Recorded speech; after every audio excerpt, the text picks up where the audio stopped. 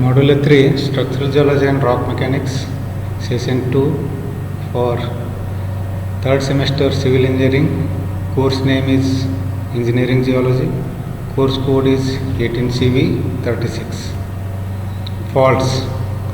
Fault is a displacement of two rock blocks either each other. So, faults due to the brittle deformation, these fault structures are forming where less temperature and less pressure with high strain in a rock materials, more ruptures and fractures. If there is no movement along the ruptures or fractures, is called joints. If there is a movement along the ruptures and fractures, two rock blocks is called faults. Faults of faults. In a faults of faults, there is hanging wall. It is above the fault plane. Then footwall. It is the below the fault plane. Where the movement along the movement along the ruptures is called fault plane. So fault plane, a plane along which the rupture has actually taken place or where one block is moved with respect to the other is known as fault plane. So next, this head, it is the inclination of the fault plane, that is vertical. So inclination of this is the fault plane. The inclination of this fault plane along the vertical is called head. Through is the vertical distance between footwall and hanging wall is called through. And hew is the horizontal displacement or a horizontal distance between footwall and hanging wall. This is hew. So types of faults. Faults can be divided into several different types depending on the direction of relative displacements. One is normal fault. The horizontal tensional stresses in brittle rocks and where the hanging wall block has moved down relative to the footwall is called normal fault. And reverse fault, the horizontal compressional stresses in brittle rocks where the hanging wall block has moved up relative to the footwall is called reverse fault. And horst and Grabens, due to the tensional stresses, the normal faults occur in a series with adjacent faults dipping in opposite directions. In such a cases, the downdrop blocks form Grabens and uplifted blocks forms horst. So fourth one is thrust fault, is a reverse fault where the dip of the fault plane is less than 45 degree. The thrust faults has the considerable displacement measuring hundreds of kilometers and can result in older strata overlying younger strata. This thrust fault will be common in a regional scale in Archean terrain, that is in Gadag schist belts and Hatti schist belts. Throughout some schist belts, these due to the thrust faults, there should be a lot of dilatant fractures or shear zones. Along those shear zones will be significant for gold mineralization or some economic mineralization.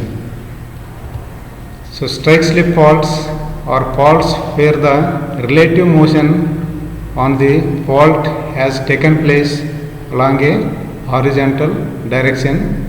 Such faults result from shear stresses acting in the crust. The evidence of movement on faults are recognition of fault in the field. How to find out the faults in a field? In a field, if we are observing in any breccia beds or breccia formations or silicon slides or any myelinite, this breccia means angular fragments within a fine-grained matrix. The such type of rocks, if we are finding in a field, so near or in particular field there is a fault zone. If silicon slides means due to the temperature, some rock materials will be melting and it is formed as a greenish, greasy materials along the fractures. If such fractures is available in a field, so we can assume that the near to the rock body there is a fault zone. This myelinite will be formed in a regional scale. The myelinite zone will be, it is silicified and silicified zone, means some chlorite or any micaceous. So these chlorite will be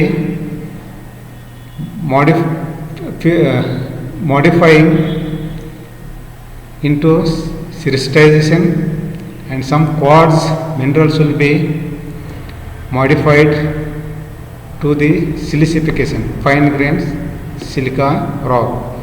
So such zones, if we are finding in a field, so we can analyze that there is a fault zone.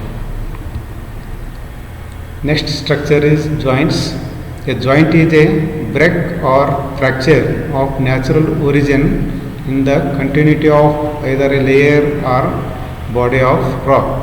It is called joints.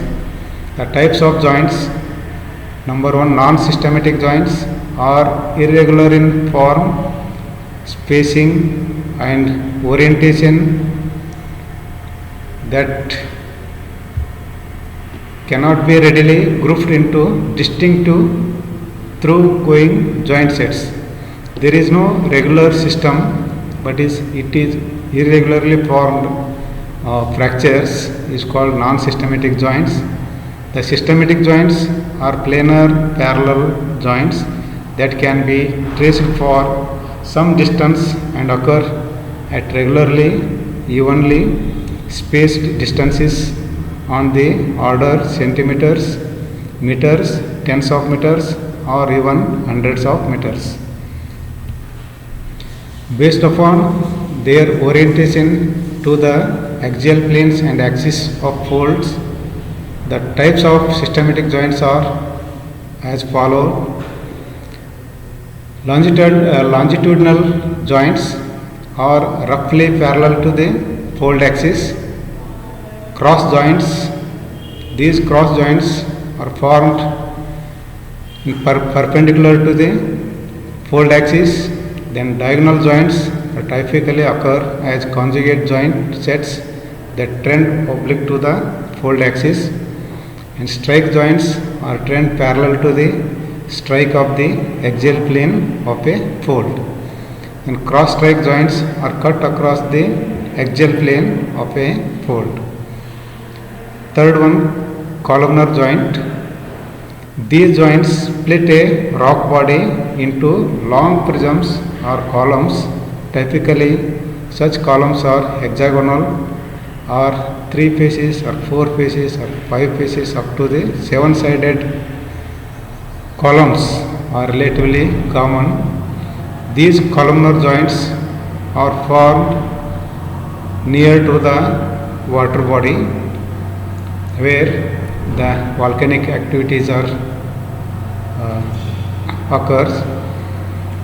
For example, in Malpe beach and in near Belgaum areas, we can find the columnar joints in metabasalt. In volcanic rocks, that is basalt. So unconformity is the another structures, and unconformity is defined as a surface of erosion or non-deposition occurring within a sequence of rocks, or it is easy can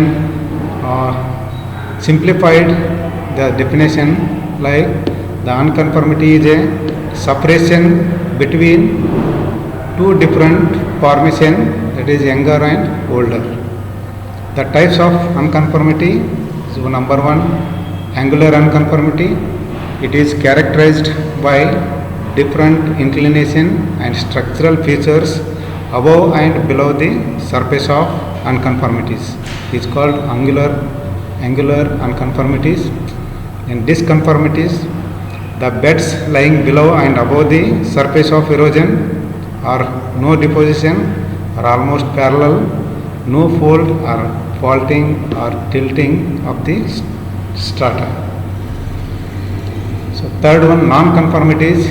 In a sequence of rocks composed of plutonic igneous rocks like granite, as older or underlying rocks, and sedimentary or volcanic rocks as the overlying younger or newer rocks, is called non-unconformities.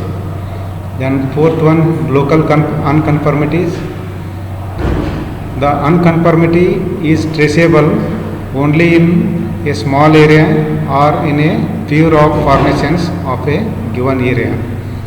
Fifth is regional unconformities. The unconformity is traceable over a large area extending for hundreds of kilometers. It is conveniently called a regional unconformities. For example, in Saudatti can find the separation between Kaladagi Basin and Archean terrain like Darwar group rocks. There is a